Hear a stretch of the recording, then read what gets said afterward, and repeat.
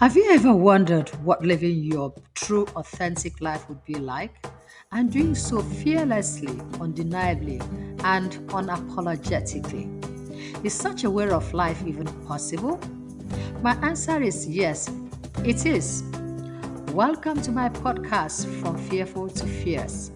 My name is Sarah Odogrosfatna, and I will be using this space to share simple, easy to implement tips on how to become the best version of yourself by living authentically, unapologetically, undeniably, and fearlessly. From Fearful to Fierce is based on my FFTF trilogy, which is available on Amazon, by the way.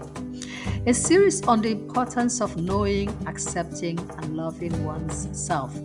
So, whether you are struggling with imposter syndrome, self doubt, or just looking to level up your confidence again, this podcast has got you covered. So, get ready to take on the world one fearless step at a time as this podcast unravels and tackles some of the issues that prevents us from becoming the best version of ourselves. Once again, I'm your host, Sarah Odogrosfatna. Words are very powerful. The words that we speak daily, they're very powerful and impactful. Those words that we casually and sometimes carelessly say can actually make or break us. But before we get into this session, let me start with a story. It's a true life story of my sister. My sister is a printer. Or rather, let me start by saying my sister and I, we have a very, very close relationship, but also very interesting because when we speak, when we call each other to speak, we always very, very philosophical. My sister is a very deep believer. And I myself, I think I make no bones about expressing often how important faith is in my life. And so whenever my sister or I call her, after the initial greetings, we usually just go straight into some kind of life existential topic. I suppose I could call it that. Because we could start off by discussing whatever we did that day. And very soon, our discussion will always end up on the faith anchor. What is God and what it means to know God, what our purpose is on earth as humanity, what's our destiny, what are our goals in life. Anyway, so this day my sister called me. As I said, she's a printer and has a printing business. And so she called me to share with something that affected her really deeply that day. And the first thing she said when she called was, listen carefully. This is very important because I want you to adopt it also in your daily dealing with life. And I said, what happened? What's the problem? And she said, there's no problem. Just listen. My sister said she had a job a day before, and she said she knew that the job was going to take her maximum 3 hours to do it. I mean, it's her field. She's been in this field for 15 years, so she knew what she was talking about. She said because she was so excited about this job and she knew that she was very capable, rather than just take the job and pray over it like she usually did, she just said, the first thing she said was, oh, I'm determined to finish this job, no matter how long it takes, even if it takes 24 hours. She said there was absolutely no reason why she should even have said what she said because she knew that she was going to finish the work very quickly. But she just said it anyway. And she said it not thinking anything of it. And that was where our problem began. She said she started doing this job and something that should have just come out of, she could have done this job with her eyes closed, she said. But somehow, when she picked up this job, she just could not get it done. If there was not one problem, there was another problem. Just when she thought she had gotten everything completed with the font or the style of the font or the background, there was always something.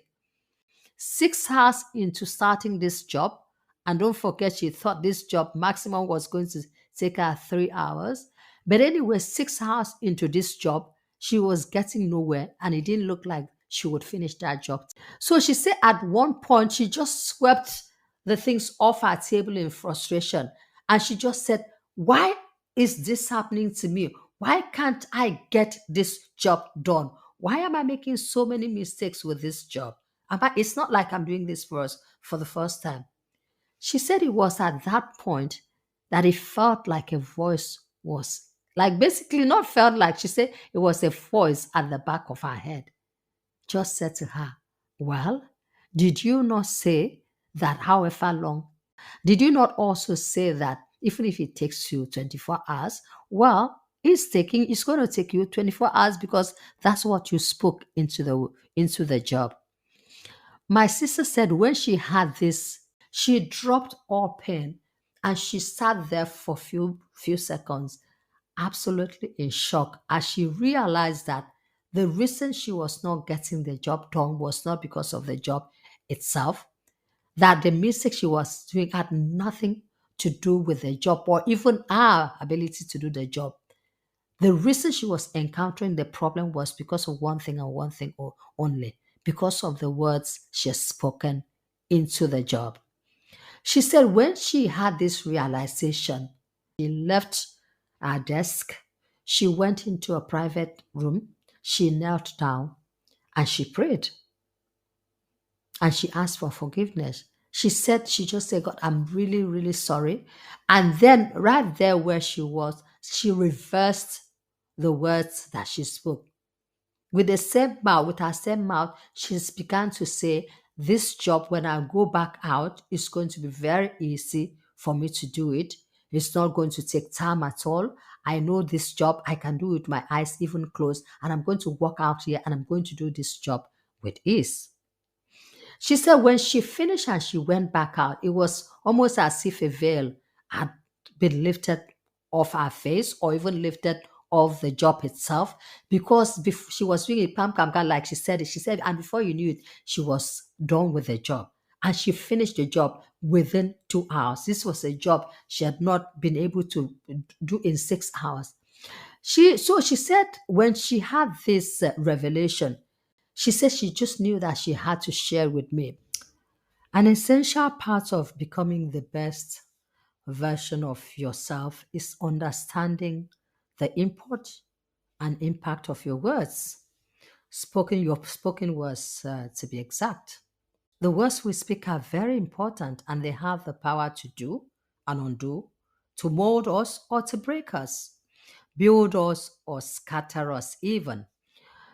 But most of the things we say do not build us up physically, emotionally, or spiritually in any form or shape. But we say them nonetheless, either out of an awareness or simply because we don't particularly care what comes out of our mouth. The irony is that we expect the positive despite uttering the negative. And the sad thing about this is that we are completely unaware that we are often the very authors of the misfortunes that plague us, as evidence in the little story that I just told of my sister. Here was someone who wanted to finish the job she had been given very, very quickly. But she started that job by saying that however long it took, even if it took 24 hours, for a job that she felt 3 hours would have been maximum. She spoke however long it took, even 24 hours into that work. And because she did that, she was frustrated every step of the way and was not able to finish the work. at the time that she should have finished that work. Words, we talk about the importance of words and how very impactful and important words can be. And because we say it so often, it becomes like a cliche. Of course, anything you say often enough, after a while, they start to lose their importance. It's not that the things themselves are not, the words themselves are not important, but because you're hearing it very often, or you've heard it very often, it becomes a very commonplace. And so you don't really attach as much importance as you should to those things because you've heard them often enough. She said this was exactly what she wanted to tell me. She said she always knew, of course, that words are powerful because she lives by the words. The word of God itself is called the word of God for a reason. The Bible is called the word of God for a reason. And she lives by this word. There's nothing that she does without praying, without consulting God first. But that day, she said she didn't even know what went into her, over her, that she picked up the work, the job, rather than pray over it as it was her habit. She just pronounced words, spoke words into the job, words that should not have been spoken. And those words went on to accomplish exactly what she had spoken them to. And so, even though she always knew that words were very powerful, she said on that day, the power that words, that spoken words have dawned on her. It was the first time that the impact of the words that we speak dawned fully on her. When my sister said this to me, I had to go back and look at my own life and look at projects that I've been handling, projects that seem as if the more I put into them, the more I was being defeated by them. I could not succeed. And I started asking myself, what did I speak on those projects?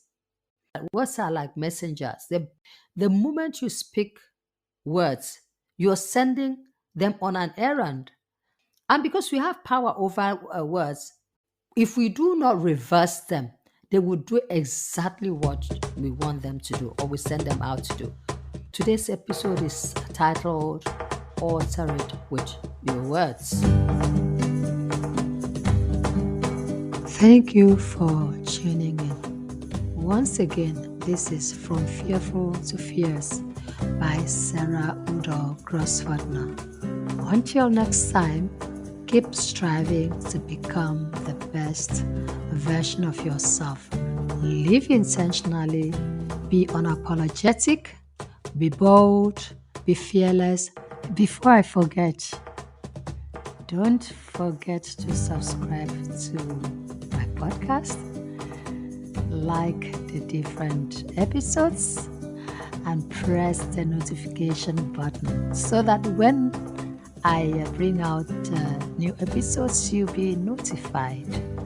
Thank you very much. Until next time.